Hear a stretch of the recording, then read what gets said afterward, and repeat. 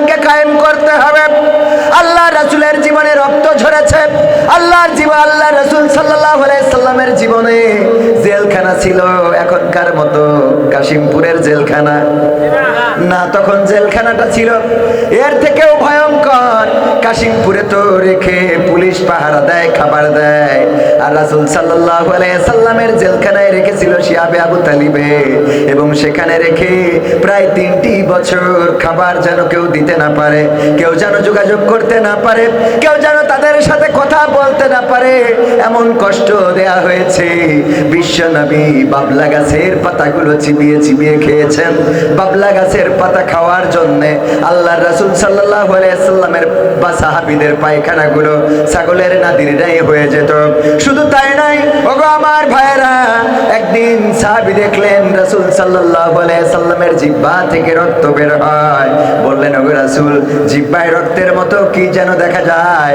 বিশ্বনবী বললেন, ওগো আমার সাহাবীরা, আমি যেই মানুষের মুক্তির জন্য আসলাম, আমি যেই মানুষের নাজাতের জন্য আসলাম, আমি যেই মানুষের পথের দিশা দেওয়ার জন্য আসলাম, সেই মানুষেরা আমাকে চিনল না।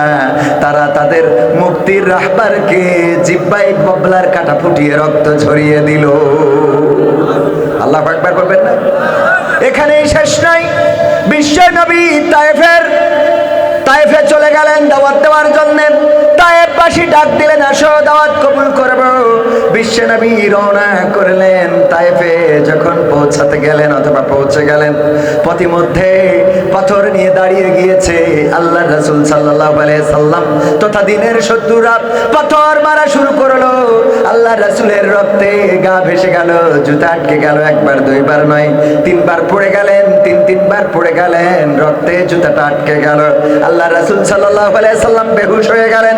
এই যে রক্ত ঝরলো রাসূলের জীবনে, আল্লাহ রাসূল সাল্লাল্লাহু আলাইহি সাল্লাম যদি শুধুমাত্র খাওয়ার শেষে মিষ্টি খাইতেন, শুধুমাত্র দাড়িতে সীমাবদ্ধ রাখতেন, শুধুমাত্র টুপি জুব্বাতে সীমাবদ্ধ যদি থাকতেন, তাহলে কি আর তায়েফে যে এই রক্ত ঝরানো লাগতো নাকি?